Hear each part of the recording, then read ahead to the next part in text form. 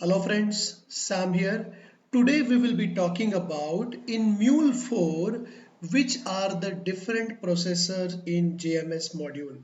As you can see here, these all are JMS processors in JMS module of Mule4. Now very first is acknowledgement, ACK processor. This is used whenever you are dealing with manual acknowledgement of processors. Rather the last one, recover session, that is also used to recover the session whenever there is any problem in the session. In manual acknowledgement, in that case this recover session processor will be used. Second one is consume.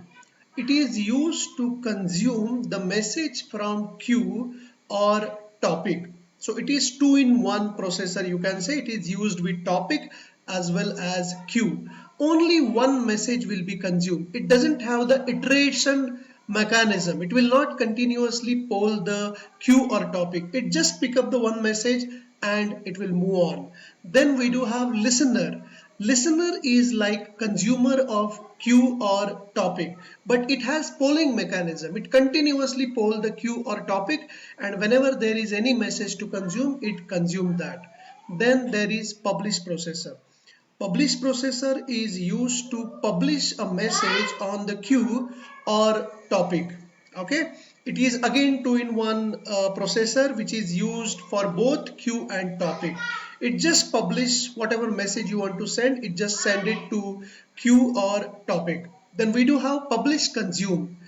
This publish consume processor is used for synchronous communication in case of queue.